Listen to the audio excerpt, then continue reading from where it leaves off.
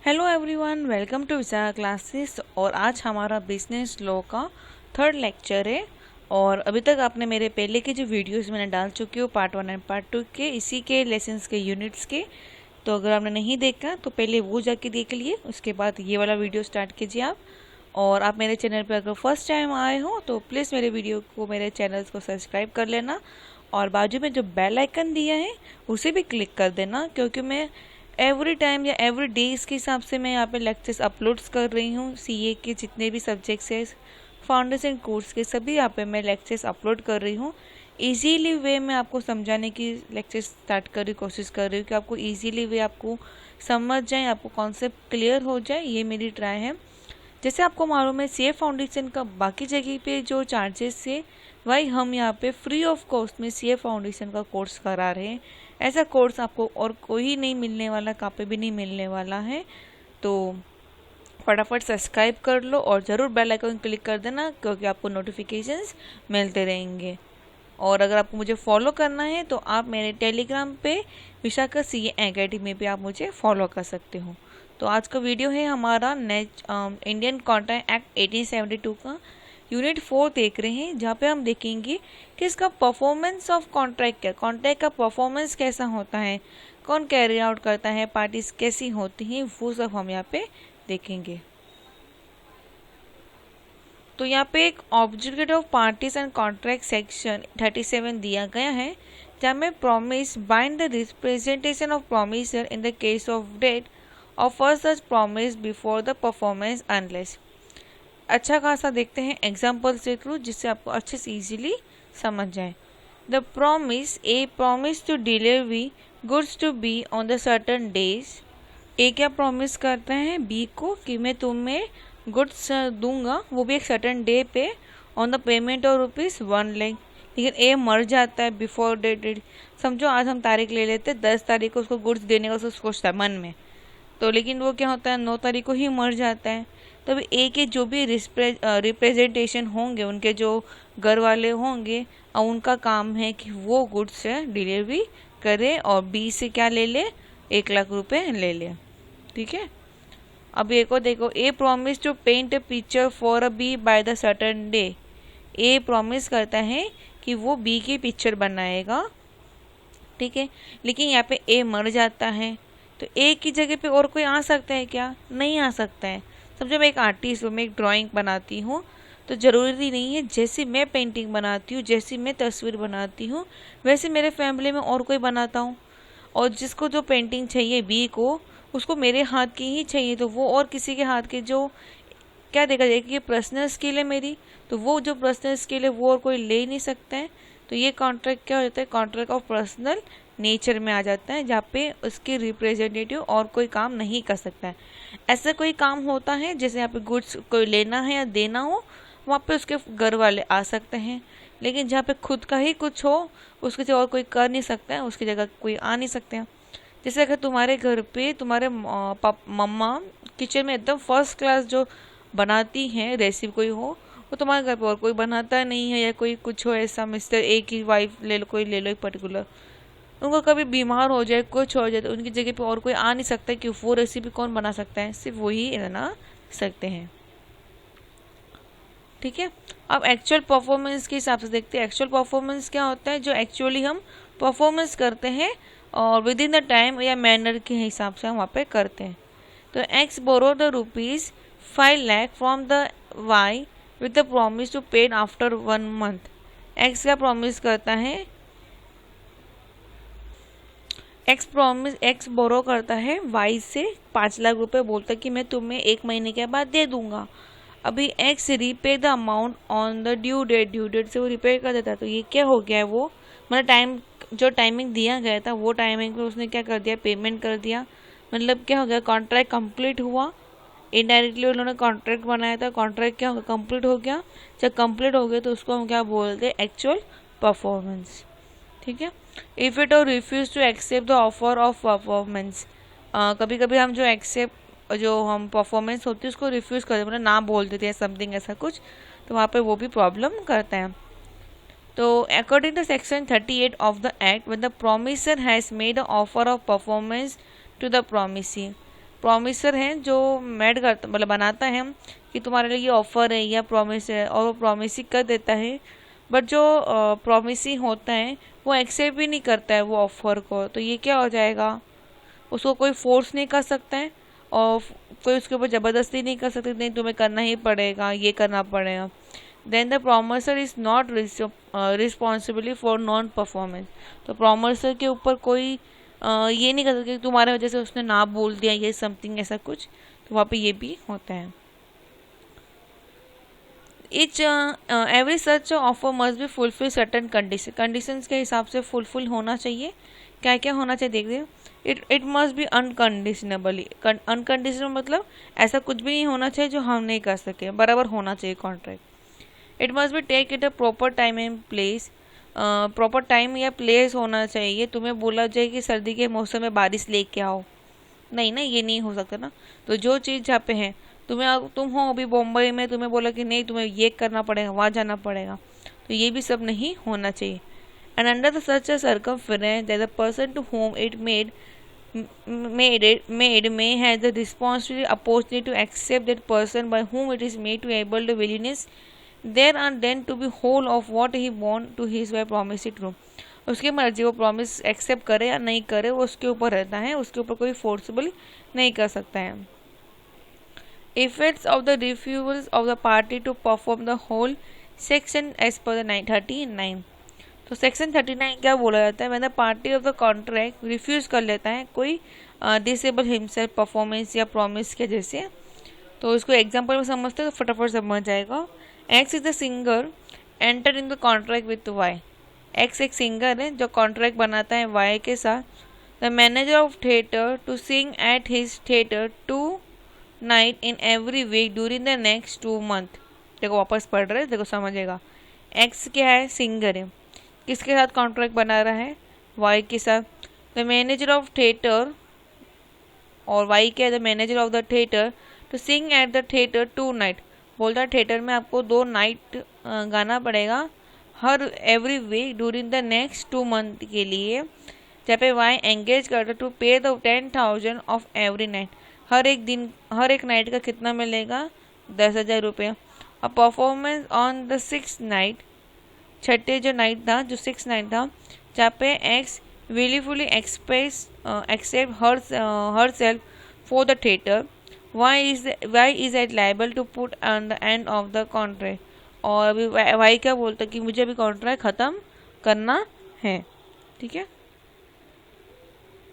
Bye home a contract में भी performance, हम किसके साथ कॉन्ट्रैक्टली परफॉर्मेंस कर सकते हैं।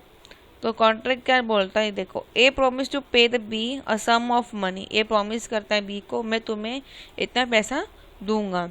ए में perform his promise, A promise perform भी कर देता है, either by personally paying the money to B और by causes to pay by B by another, या वो खुद दे देगा या और किसी से ला के दे देगा। If A die before the time appointed for payment, A मर जाए उससे पहले ही, ए मर जाए पैसे देने से पहले ही, तो उसके जो रिप्रेजेंटेटिव होते हैं मस्ट परफॉर्म द प्रॉमिस और employ some proper section to do so. उसके घर पे कोई ना कोई, उसके घर वाले या उसके एम्प्लॉय वाले कोई ना कोई वो काम करने चाहिए, क्योंकि इस काम क्या है, बी को उसको पैसा देना है। A promise to paint a picture for B and his must be perform by the professionally himself. ये हमने अभी ऊपर उदाहरण लिया था ना, वही उदाहरण है। Promiser himself, if there is something in the contract to show that it is the interest of parties that the promise should be performed by the promiser himself। जो भी परफॉर्मेंस लिया जा रहा है वो परफॉर्मेंस खुद से ही करना चाहते हैं, वहाँ पे और भी कोई सेकंड पार्टी थर्ड पार्टी आ नहीं सकता है। जैसे वो पेंटिंग वाला मालूम है आपको, पेंटिंग वो ही कर सकता है, उसको से और कोई पेंटिंग कर नहीं सकता है। एजेंट्स आपको मालूम है, लीगल रिप्रेजेंटेशंस, कोई मरने के बाद सटन कोई मर गया उसके बाद कोई उसके जो लीगली जो रिप्रेजेंटेशन होंगे वही उसका काम करेंगे। थर्ड पार्टी से आपको मालूम है जॉइंट प्रोमिसर्स, जहाँ पे हम जॉइंट प्रोमिसर बनाया जाता है, जहाँ पे ये 3 पार्टीज आएंगे, चौथे वाले को पार्टी को कुछ पैसा देना होगा, उसमें से अगर कोई मर जाता है उसमें से, तो बाकी जो बच गए हैं उनका काम है वो चौथे वाले को कुछ काम देना, मतलब जो भी पैसा देना रहेगा वो। Liabilities of joint promisor and promisee, promisor and promisee, promisor वो जो प्रॉमिस ला के ऑफर देता है प्रोमिसी वो जो एक्सेप्ट करता है, जहाँ पे 2 पर्सन जॉइंट प्रोमिसी करते हैं to appear the contract such as during the joint leave या अदर आफ्टर द डेट के भी वो कॉन्ट्रैक्ट चलता है अगर उसके रिप्रेजेंटेशन वाले सुपीरियर काम करते हैं उधर। जाइए अगर मैं पेंटिंग या ये सब की बात किया जाए तो वहाँ पे हमारे जॉइंट वेंचर्स का जैसे ही वो आदमी मर जाएगा तो उसके बाद वो कॉन्ट्रैक्ट क्या हो जाएगा, वॉइड कॉन्ट्रैक्ट हो जाएगा। जैसे XYZ who had jointly borrowed money just during the lifetime jointly repay the debt. Upon the death of X, his representatives say X along with the YZ should join repay the debt and so. If the accident also all the borrower the XYZ die, then the legal representative must fulfill the promise and repay the amount. देखो क्या दिया बता दो, ये बहुत English ज़्यादा ही ढूस लिया इन्होंने। XYZ है, अब उसमें से X मर गया तो X का जो भी रिप्रेजेंटेशन है यहाँ पे उन्होंने S को ले लिया है, तो भी क्या क्या करेंगे, XYZ तीनों काम करेंगे। लेकिन ऐसा भी हो सकता है ये X और Y और Z तीनों ही मर जाएं तो फिर उनका काम कौन करेगा, तो उनके जो रिप्रेजेंटेशन वाले होते हैं मतलब उनके घर वाले जो होते हैं, जो उनको लीगली होते हैं या उनकी वाइफ हो गया, उनके बच्चे हो गए, वो आके ये तीनों के अलग अलग आके तीनों मिलकर वो कॉन्ट्रैक्ट कंप्लीट करेंगे। ठीक है, जैसे अगर मैं X की वाइफ ले लूँ A, Y की वाइफ ले लूँ B और Z की वाइफ ले लूँ मैं C, तो XYZ के मरने के बाद कौन आ जाएंगे, ABC। Any one of the joint promises may be compulated to performance. When the two or more persons make a joint promise, the promisee may, in the accept of express the agreement of contract and the joint promise has to perform the whole promise. उनको पूरा promise complete करना पड़ेगा। देखो ABC jointly promise to pay D 3 lakh. B है company either A और B और C to pay him the 3 lakh. इन तीनों ने मिलकर प्रॉमिस किया था। अब B को तो कोई भी दो, A दो, B दो या C दो, उनको 3 लाख रुपए चाहिए। अब A, B, C are joint 3 lakh. C is unable to pay anything. A is a company to pay the whole. A is either to receive a 1,50,000 from the B. A, B, C ने तीनों ने promise किया था D को 3 लाख रुपए देने के लिए, लेकिन C क्या बोलता है, मेरे पास इतना पैसा नहीं है। तो A क्या बोलता है, ठीक है मैं ना आधा हाफ अमाउंट ले पे कर लूँ या पूरा अमाउंट मैं पे कर लूँगा। लेकिन अभी A का काम क्या है, बाकी जो एंटायर रिसीव होती है 3 लाख में से 1,50,000 वो B से ले सकता है वहाँ पे। एग्जाम्पल नेक्स्ट देख लेते हैं यहाँ पे। XYZ जॉइंटली प्रॉमिस टू पे 6,000 to A. A may complain either by X or YZ, जैसे XYZ किसे भी ले सकते हैं। Z is compliant to pay the whole amount. X is the insolvent but his assets are suitable to pay the 1/2 of the debt.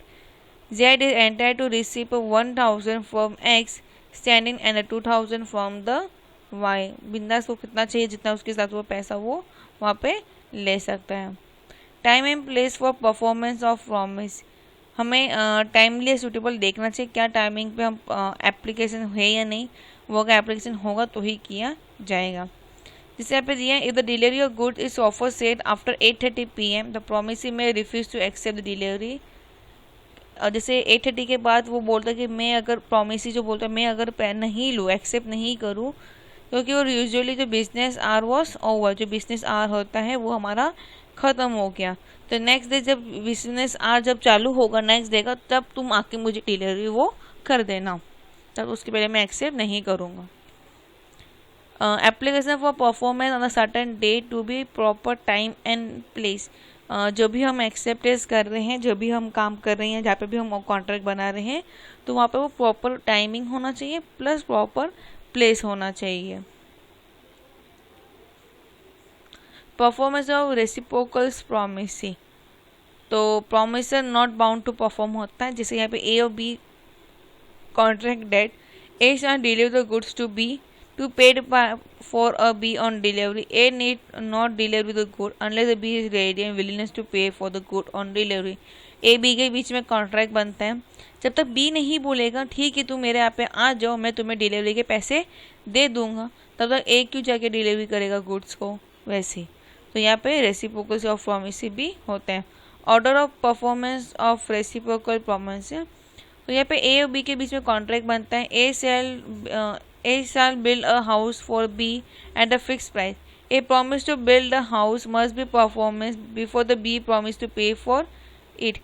वहाँ पे promise तो पहले ही घर बना चुका है, बी ने प्रॉमिस किया ही नहीं उससे पहले.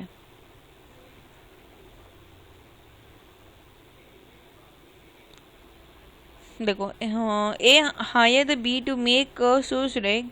ए will supply the plywoods. A hire करता है बी को तो मेरे लिए शूज रैक बनाओ, जहाँ पे ए क्या करता है, सप्लाई करता है plywoods, Fevicols and other item required for making the shoes rack. B arrive on the appointment day and time but A could not arrange for the required material. A ने B को हायर किया, ए ने सब सामान लाने के लिए प्रॉमिस किया और बी ने भी जो अपॉइंटमेंट डे टाइमिंग दिया था उस टाइम पे आ गया, लेकिन क्या हुआ, ए ने जो सामान अरेंज करना चाहिए था वो अरेंज नहीं किया. तो यहाँ पे क्या हो जाएगा, क्योंकि उसने ए ने पहले ही बोल दिया कि जो भी सामान चाहिए वो मैं लाऊंगा, तुम सिर्फ बनाने का काम करो. तो यहाँ पे a can not claim the b. वो ए के ऊपर क्लेम नहीं कर सकता कि तुमने मेरा प्रॉमिस ब्रोक कर दिया. क्यों, हुआ क्या था, बी ने यहाँ पे ए ने यहाँ पे प्रॉमिस ब्रोक किया था, यहाँ पे ए ने प्रॉमिस निभाया नहीं था.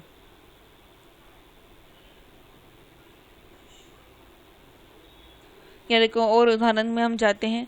अ Hindu who has already marriage contract to married a B.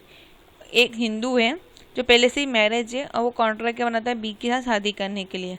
A Hindu girl according to law A B न married could not marry the B. बराबर, और हिंदू लड़की है वो पहले से शादीशुदा है तो बी के साथ शादी नहीं कर सकते, जब तक उसका डिवोर्स नहीं हो जाए तब तक वो शादी नहीं कर सकती एज पर द हमारे अकॉर्डिंग टू लॉ के हिसाब से. In this case, A must take a compensation to the B for the loss occurred to her by the non-performance of the contract. नहीं, यहाँ पे वो कॉन्ट्रैक्ट के हिसाब से नहीं ले सकती, लेकिन बी ले सकता है क्योंकि ए ने उसको प्रॉमिस किया था शादी करेगी, लेकिन वो शादी नहीं कर रही है इसलिए. अब देखो, B promised to pay a sum of ₹5 lakh if he is able to swim across the Indian Ocean from Bombay to Ahmed within the week. B ना प्रॉमिस करता है कि तुम अगर समुद्र में स्विम करते हुए मुंबई से अहमदाबाद जाओगे एक ही हफ्ते में तो तुम्हें मैं 5 लाख रुपए दूंगा. अरे ये कुछ रियल एग्रीमेंट है यार क्या, ये कोई कर सकता है क्या, कुछ एक हफ्ते में या कोई मुंबई से कोई जा सकता है, तो ये इम्पॉसिबल थिंग है. अगर ये इम्पॉसिबल है तो ये क्या हो गया, वॉइड कॉन्ट्रैक्ट हो गया. तो एक contract to be to sell his brown horse for ₹50,000, both aware that the horse was dead a day before the agreement. एक क्या कॉन्ट्रैक्ट करता है बी को टू सेल, तो वो घोड़ा है जिसको बेचने के लिए 50,000 रुपये के लिए, लेकिन होता है क्या, एग्रीमेंट बनने से पहले ही या एग्रीमेंट होने से पहले ही जिस दिन कॉन्ट्रैक्ट कंप्लीट होने वाला था उससे पहले ही वो क्या हो गया, घोड़ा मर गया. तो कॉन्ट्रैक्ट चले बनेगा आगे रहेगा कि नहीं रहेगा, नहीं रहेगा क्योंकि उसको जो घोड़ा चाहिए था वो क्या हो गया, मर गया. A B contract to marry each other before the time fixed for the marriage. A become a mad in this case. A और B क्या शादी करने के लिए रेडी हो जाते हैं, लेकिन शादी करने से पहले A क्या हो जाता है, पागल हो जाता है. तो कॉन्ट्रैक्ट क्या हो जाता है, वॉइड हो जाता है क्योंकि इम्पॉसिबल और डिस्चार्जिंग हो सकता है. तो B की मर्जी चाहिए तो शादी कर सकती है, नहीं करेगी तो भी चलेगा क्योंकि A क्या हो गया, अब वो पागल हो गया है. A and B agreed that A will sell a house to B for ₹50 on the 5 lakh and also that B use it as the Grameen house. He will pay a further sum of ₹7,50,000. The first step of reciprocal promises to sell the house and pay the 5 lakh for it. Contribution was valid. But object of second being unlawful and void, क्योंकि वहाँ पे B ने उसको बोला कि मैं ग्रामीण use के लिए यूज़ करने वाला हूँ और उसको बाद में 7,50,000 रुपये देगा, चाहे पे सिर्फ उसको 5 लाख रुपये ही देना था. और यहाँ पे क्या होता है, ए बी एग्री करते हैं. ए साल पे ₹B 1 lakh for B to साल afterward delivery to the A either rice or ग्रामीण ऑप्शंस. यहाँ पे जब तक राइस की बात किए जा रही थी जहाँ पे तब तक वैलिड था, उसके बाद ये जो सेमिन जो एक इलीगली बोला जाता है, यहाँ पे ये क्या हो गया, वॉइड एग्रीमेंट हो जाता है. अप्रूवल ऑफ पेमेंट, पेमेंट हम अलग अलग किसी तरीके से पेमेंट के लिए अप्रूवल कर सकते हैं, उसमें कोई कुछ नहीं बोल सकता है.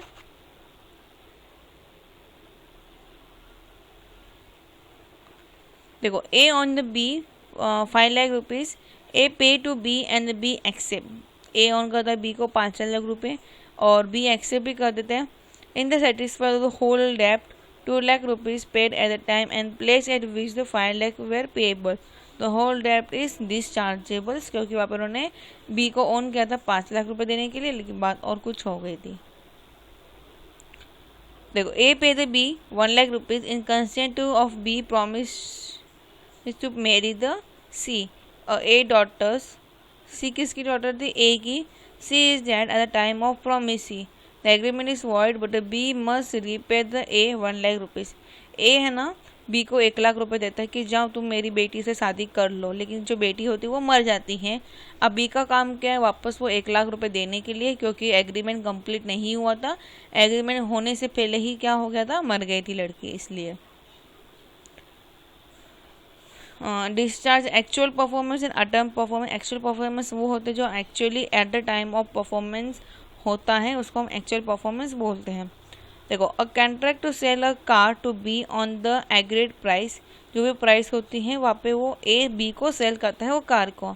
As soon as the car is delivered to B and B pay the agreed price, जो भी एग्रीड प्राइस होती है वो बी उसको पे कर लेता है।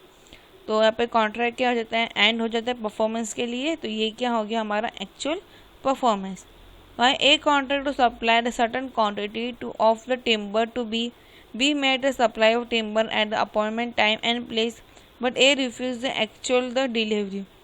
ए ने कॉन्ट्रैक्ट बनाया था कि मैं तुम्हें इतनी क्वांटिटी ऑफ बी टिम्बर की लकड़ियाँ जो रहती हैं वो मैं तुम्हें पहुँचाऊँगा। बी भी रेडी हो जाता है सप्लाई के टाइम जब होता है अपॉइंटमेंट टाइम एंड प्लेस पे, लेकिन ए क्या होता है? रिफ्यूज कर देता है टू एक्सेप्ट द डिलीवरी। तो यहाँ पर क्या हो जाता है? A time of performance. ये चीज़ आपको वर्डिंग्स को ध्यान रखते हुए आना है, ठीक है। यहाँ पे हमारा लेसन कंप्लीट हो जाता है और यहाँ पे फुल समरी दिया हुआ है। तो समरी को एक बार रीड कर दो, प्लस एमसीक्यूज भी दी हैं जिसके आंसर्स नीचे दिए हुए हैं। अगर आपको ये पीडीएफ चाहिए तो मुझे आप कमेंट करके बोल सकते हो। अब यूनिट 5 देख लेते हैं बीच ऑफ कॉन्ट्रैक्ट के बारे में। तो इसमें थोड़ा सा ज़्यादा हम देखने वाले हैं, तो क्या देखेंगे वो देखते हैं। बीच में मतलब फेल हो जाना, या पार्टी हम जो परफॉर्म करते हैं वो फेल हो जाना, या एक्चुअली होना ही नहीं, मतलब ख़त्म हो गया कॉन्ट्रैक्ट, या हम वो कॉन्ट्रैक्ट जो बनाया था वो हम कर ही नहीं सके, इसलिए ऐसे ऐसे अलग अलग कॉन्ट्रैक्ट होते हैं। जो कॉन्ट्रैक्ट को कभी हम बोलने में या लिखने में भी लिखते हैं। जैसे देखो क्या दिया है, when a contract with B on 15 July 2020 to supply the 10 bales of cotton for the specified sum on the 14 अगस्त 2020 के लिए, कि एक कॉन्ट्रैक्ट करता है कि मैं तुम्हें 15 जुलाई को इतने सारे कॉटन का सप्लाई मैं कर दूंगा।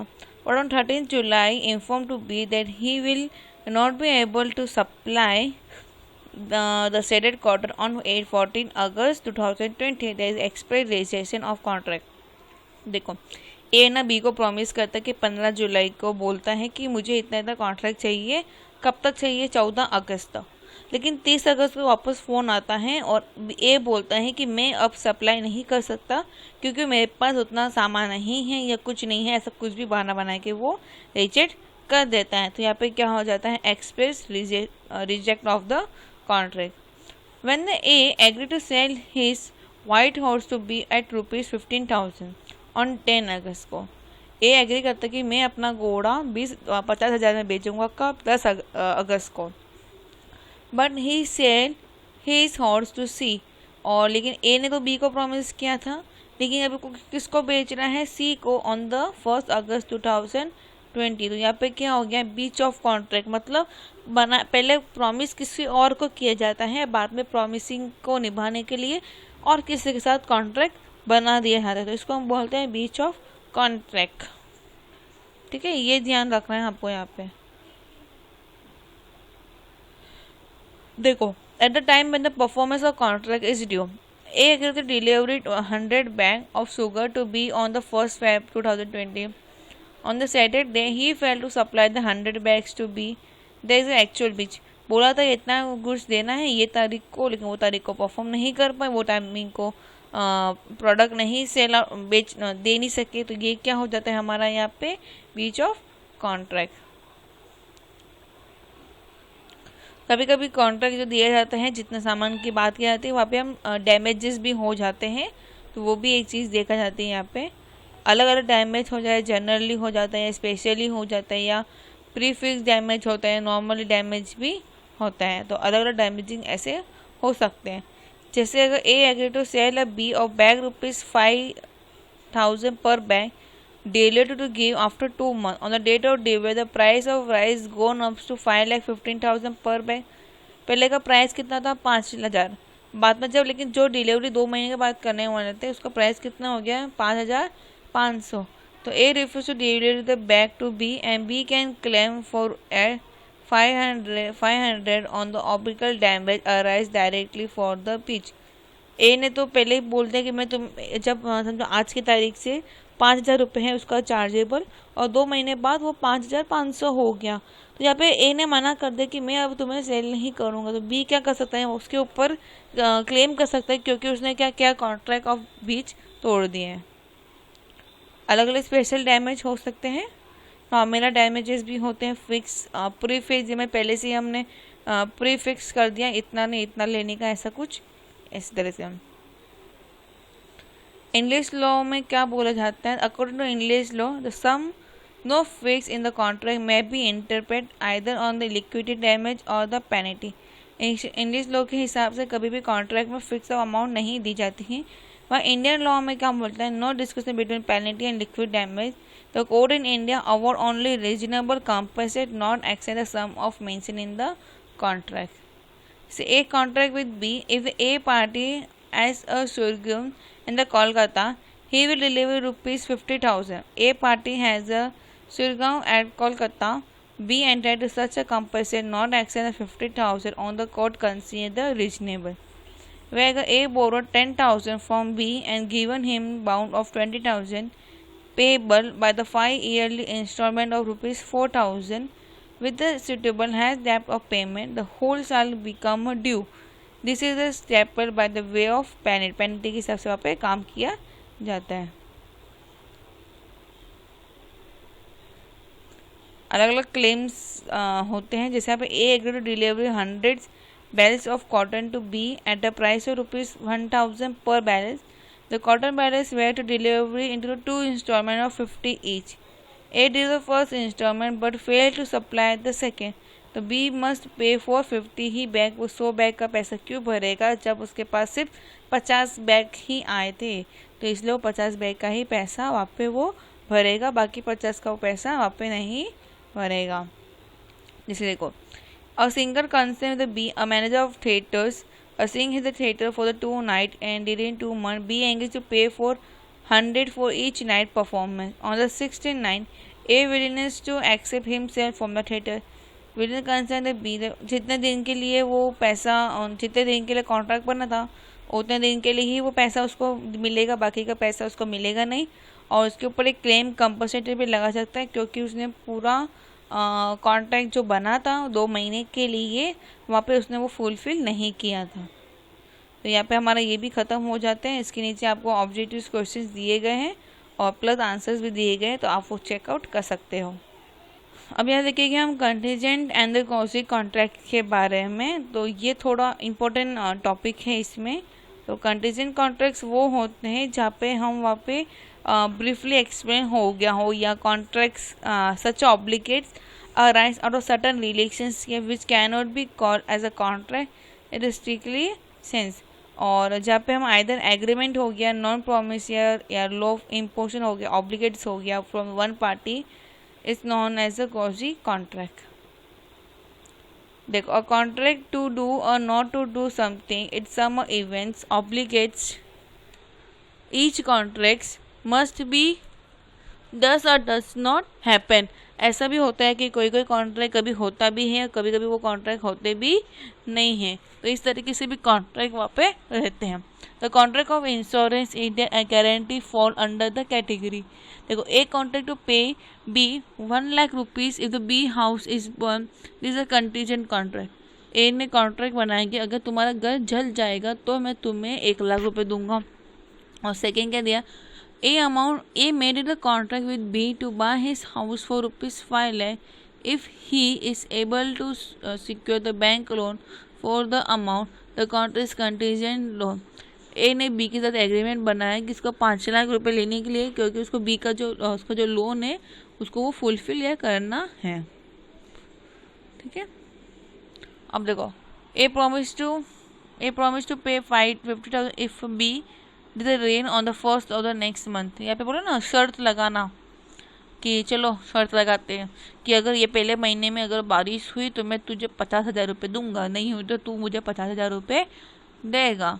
तो अगर हुआ तो उसको मिलेगा, नहीं हुआ तो उसको मिलेगा। तो इस तरीके से भी यहाँ पे कॉन्ट्रैक्ट ले होते हैं।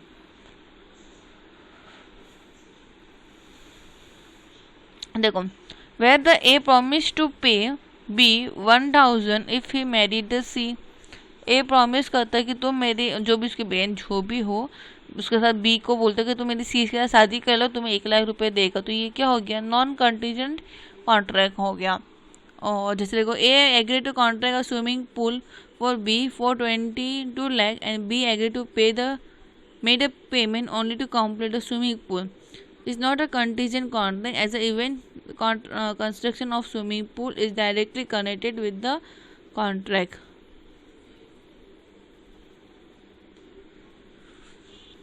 और भी उदाहरण दिखाती हूँ आपको नॉन कंटीजेंट कॉन्ट्रैक्ट के।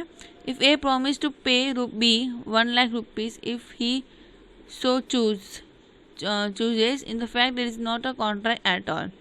या ए promises to pay rupees 1 lakh if the rain on 1st April and A leave the Delhi from Bombay on the particular day is a contingent contract because going to Bombay is an event no doubt within A will be but rain is not violent to his will।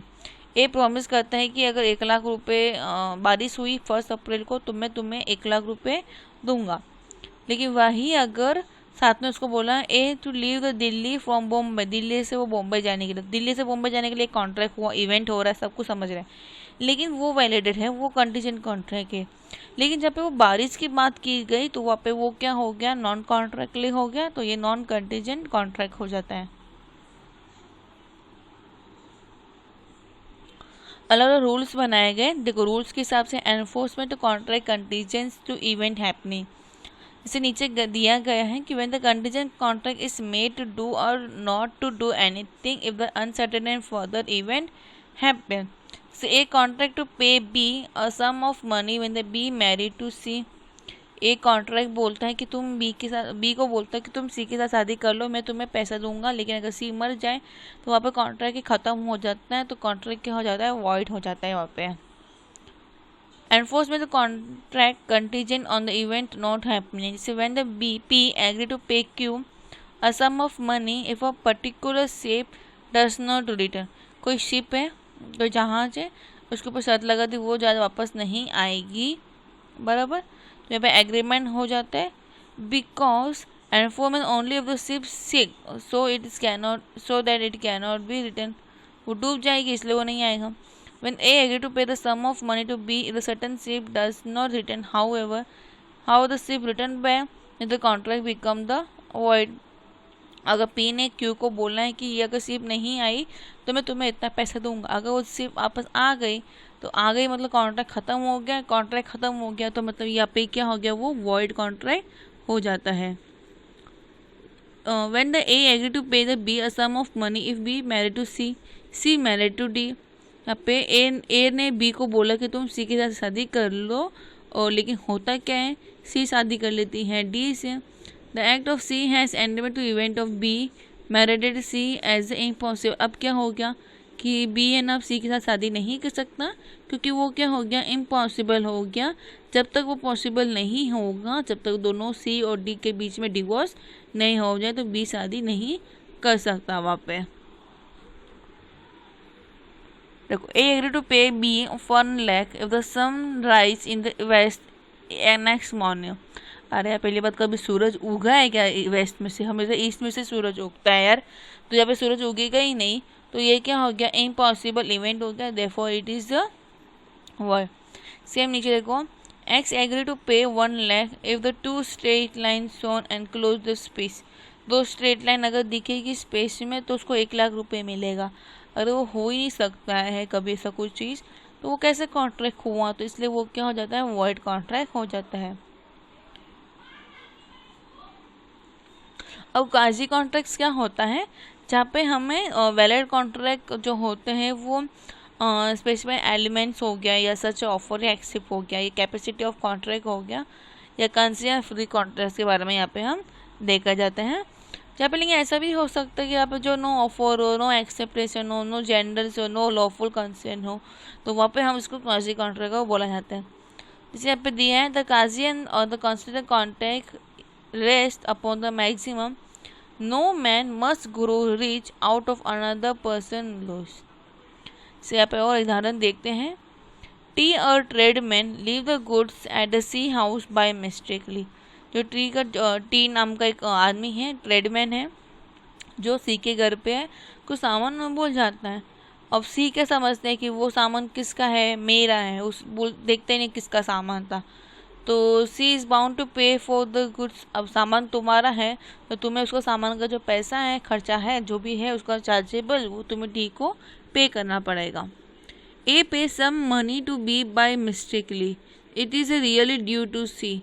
ए को तो पैसा देना था सी को, लेकिन दे किसको दे दिया, B को, तो बी का काम क्या है, वापस सी को पैसा देना।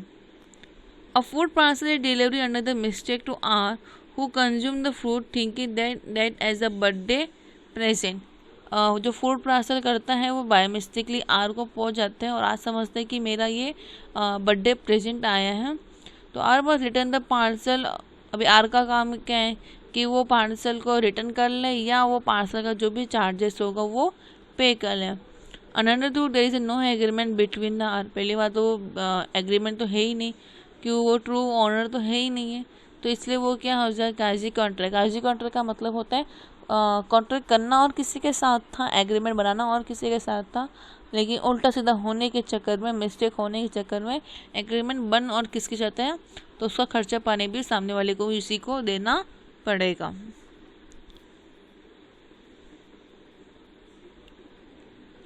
अब यहाँ पे हम उसके क्लेम्स देख लेते हैं। जैसे A supply the B a lender or minor with necessary suitable to his condition in life is added to redeems from the B's properties।